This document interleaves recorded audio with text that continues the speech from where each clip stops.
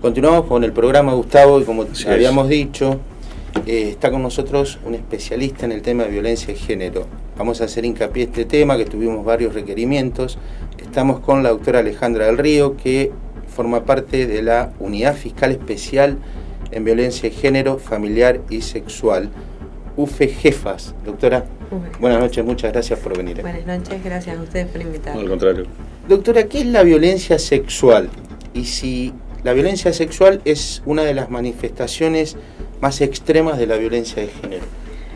Sí, es algo que siempre lo digo, sobre todo en las audiencias. La violencia sexual siempre que estamos ante un caso de violencia sexual, estamos ante un caso de violencia de género, y de hecho es una de las manifestaciones más extremas de la misma, junto con lo que se conoce como femicidio, porque son casos que se afectan gravemente los derechos de las víctimas, no solo en el aspecto sexual, sino que tiene una connotación en lo físico y en lo psíquico fundamentalmente.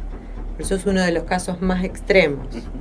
La violencia sexual es la violencia que se ejerce contra una persona de índole sexual, es decir, que tiene que ver con la afectación de alguna de las partes de su cuerpo, con manoseos, agresiones que llegan en muchos casos a la violación, que es lo más extremo dentro de lo que es la violencia sexual. Un tema absolutamente vigente, ¿no?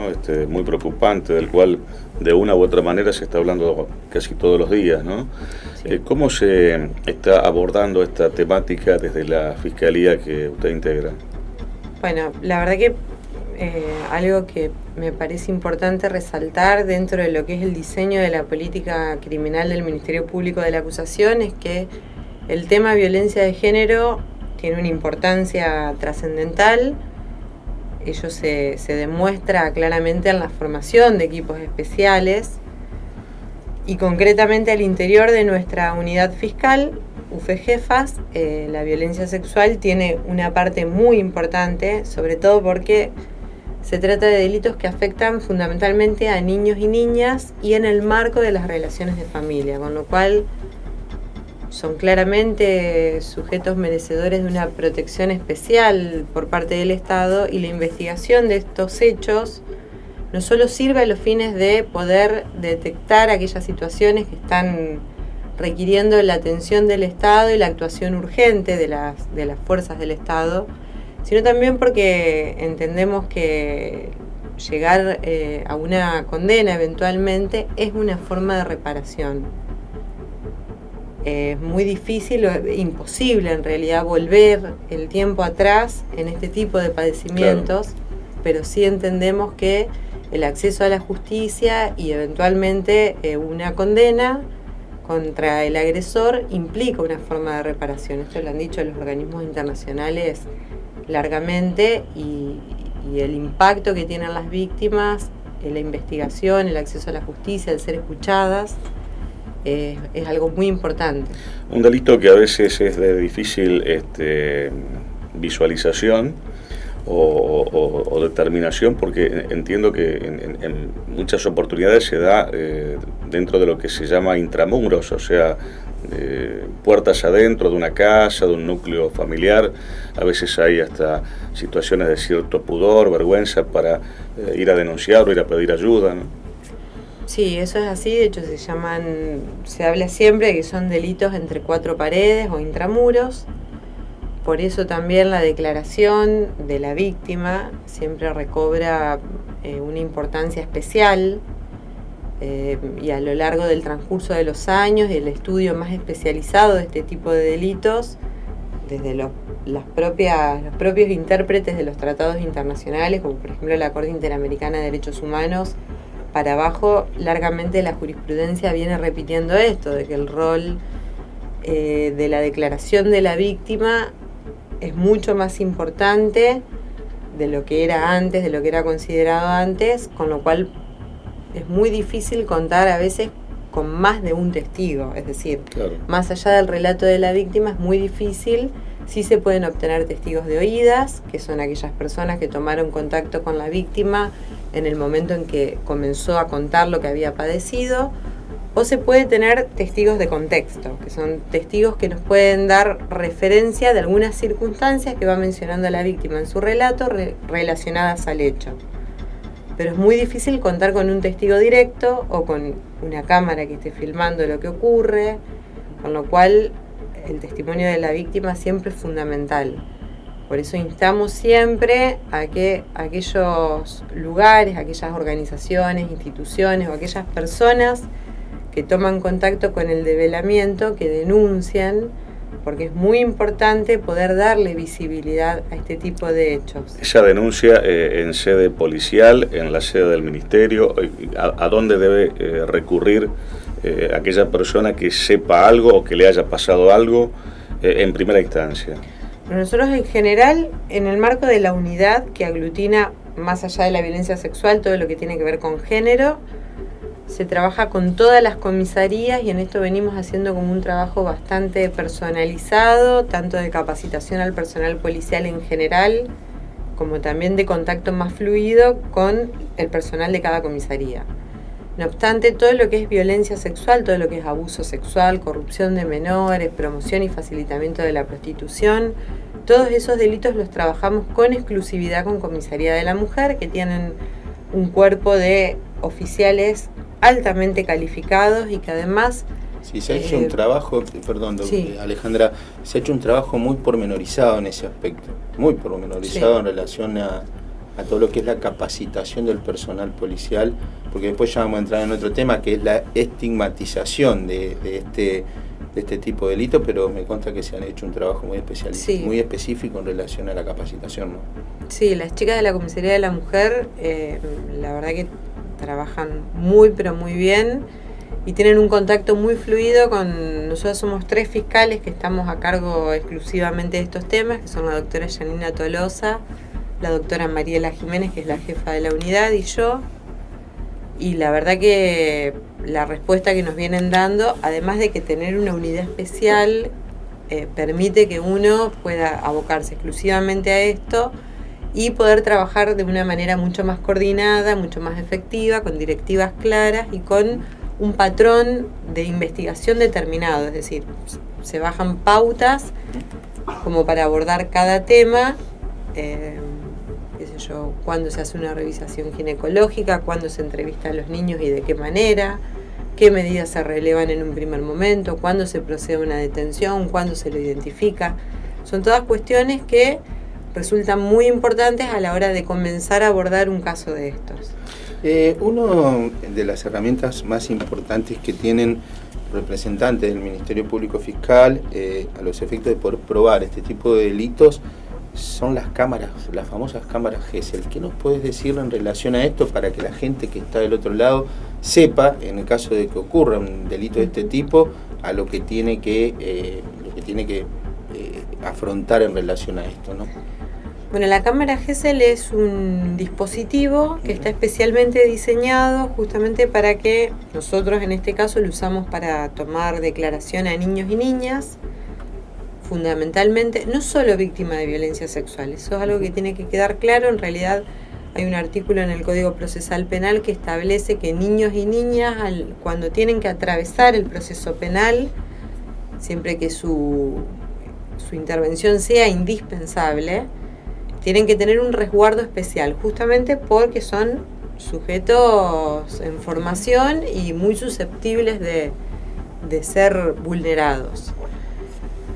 Por eso, a la hora de solicitar la declaración de un niño o niña, nosotros lo hacemos a través del dispositivo que se llama cámara Gesell, que es un recinto cerrado con un vidrio, con cámaras que permiten resguardar esa declaración, es decir, se graba justamente para resguardarla y no tener que volver a repetirla.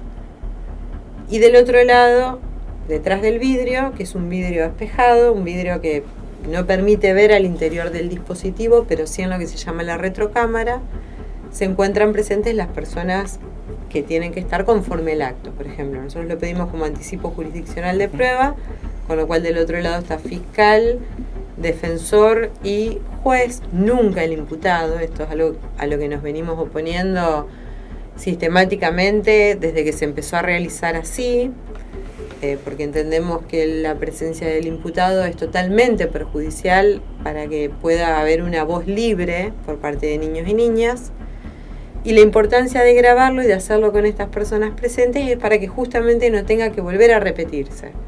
Eso se trata de hacer lo más inmediatamente posible, desde el momento en que se conoce el hecho, justamente porque el transcurso del tiempo muchas veces genera ciertas consecuencias negativas, no solo en la investigación, sino también en el padecimiento de los niños y niñas. Bien, por el avance de las circunstancias propias del delito, ¿no? Sí. ¿Cómo funciona la prisión preventiva a modo de, prevenir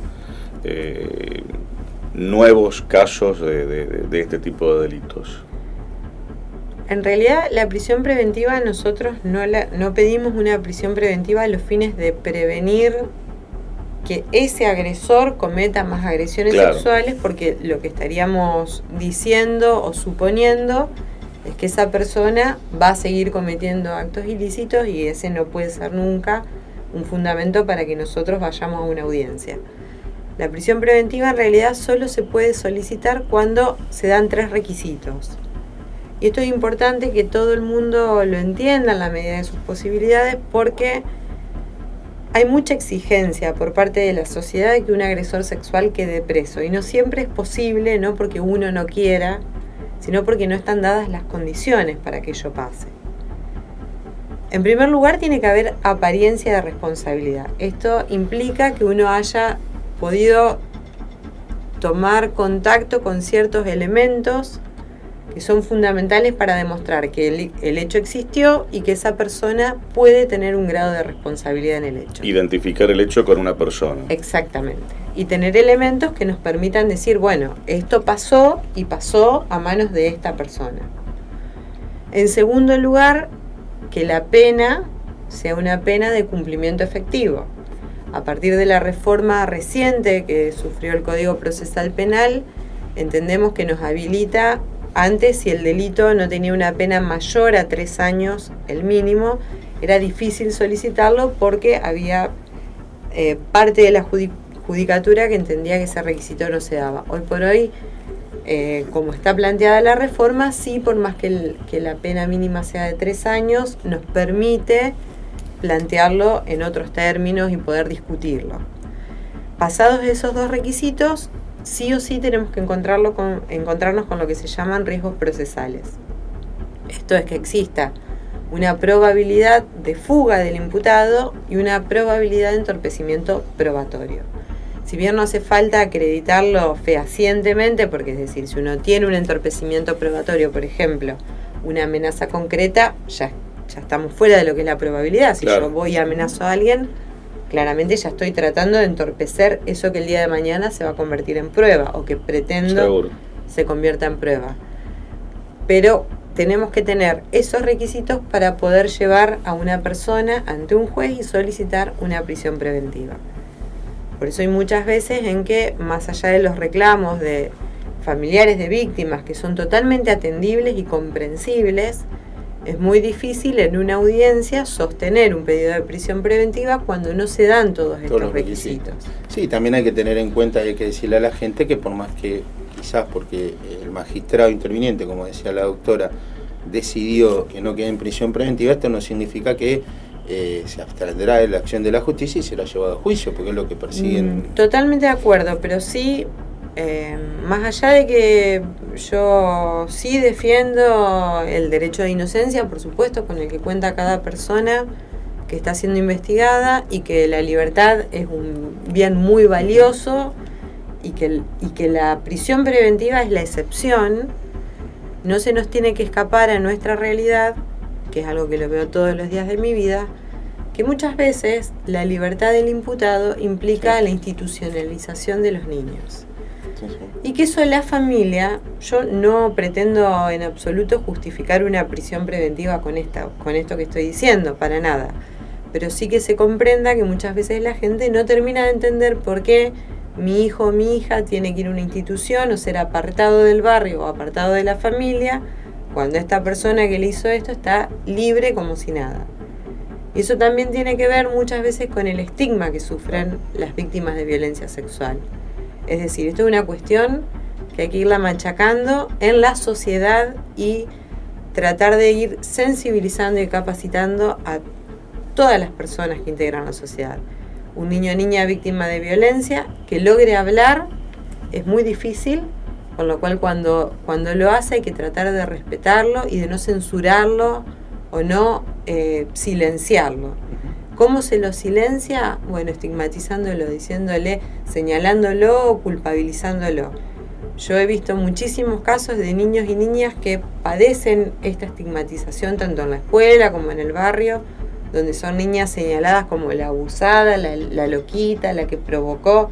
Sí, también en relación a esto que decías, y yo te iba a entrar a la consulta en relación a esta estigmatización que hace referencia a Alejandra, hay comentarios como, por ejemplo, le pasó esto por cómo se viste, o le pasó esto porque anda sola en la calle a determinada hora, entre otro tipo de cuestiones, o con quién se junta. ¿Hay que apuntar a un cambio de paradigma en relación a eso? Sí, totalmente. Como vos decís, es un cambio de paradigma. Hay que empezar a explicar que la libertad de una persona y sobre el propio cuerpo implica poder decir que no. Yo puedo estar, siempre lo digo, aunque suene chocante, puedo estar desnuda frente a un hombre. Si yo le digo que no, es no. Y eso es algo que toda la sociedad tiene que entender, porque nadie tiene derecho sobre el cuerpo de otra persona, ni siquiera bajo el pretexto tan difundido durante tanto tiempo de la provocación. Si el hombre vive como una provocación que una mujer se ponga una pollerita corta, el problema lo tiene el hombre, no la mujer. Uno es libre de vestirse como quiera mientras respete ciertas pautas sociales. Entonces, hoy uno va a una tienda de ropa y encuentra shortcitos que son de este tamaño y polleritas de este tamaño. Es decir, son prendas que fabrican las grandes fábricas de ropa y que se venden en los locales. Entonces, si una chica los quiere usar, ¿por qué estaría provocando para que alguien la toque? Si dice que no, es no. Y hay que aprender a respetar la voluntad del otro y la libertad del cuerpo. ¿Se puede hablar de una cifra a nivel de promedio de casos semanales, mensuales, que ustedes atiendan permanentemente con esta problemática? Yo la verdad que no tengo un relevamiento actualizado. Sí, lo que puedo decir es que en los primeros 2 años, dos o 3 años de inicio de este nuevo sistema, había más de 1000 casos. Con lo cual uno por día... Es un número, ¿no? Sí, creería, si mal no me equivoco, que hoy estamos por encima de ese número. Hay más de 2 casos por día seguro. Más la cifra negra, por supuesto. Alejandra, hay un viejo pensamiento que tiene la mayoría de la gente, y para eso tenemos a vos que sos especialista en este tema. Una vieja idea de que dicen que si no hay desgarro, en este caso con los accesos carnales, vamos a meternos en un tema que es bastante delicado, no hay abuso o no hay abuso sexual porque no se da esta circunstancia específica. ¿Qué nos puedes decir al respecto para que la gente que está del otro lado pueda entenderlo? Yo no soy una especialista médica, pero más o menos me he venido tratando de formar con referentes de la ciudad en el tema. Primero, que un desgarro vaginal, que es una de las pruebas muy importantes o prueba objetiva que se obtiene en los casos de violación solamente. Un desgarro vaginal lo puede tener una persona que fue violada o una persona que tuvo un bebé o una persona que tuvo relaciones consentidas. Es decir, tener un desgarro vaginal no implica que yo fui forzada a tener una relación sexual, ni tampoco que no lo fui. Eso no es algo que se pueda determinar, que sea determinante para... Claro. Exacto.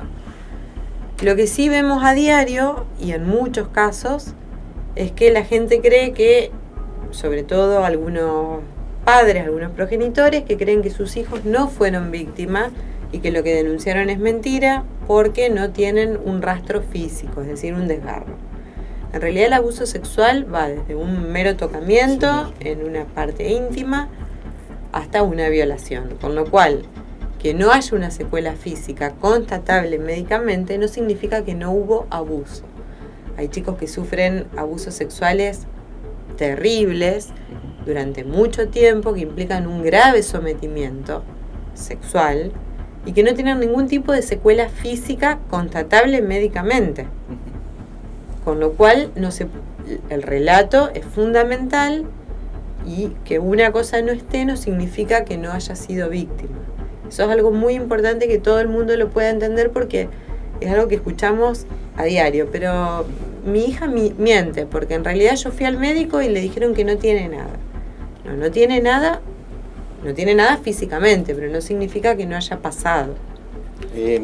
Todos estos temas, Gustavo, la verdad que son muy atrapantes, se están dando con mucha asiduidad, son temas, digamos, muy difíciles para abordar, pero que con la doctora, que es especialista, pudimos abordarlo como queremos, que es en profundidad, y fundamentalmente para que la gente que está del otro lado pueda comprender esta problemática que engloba un montón de cuestiones que no por eso dejan de ser delicadas y trascendentes, ¿no? Absolutamente. Le agradecemos a la doctora que nos haya acompañado, y seguramente estos temas, por la vigencia que tienen, de pronto va a requerir que nos vuelva a visitar en otra oportunidad.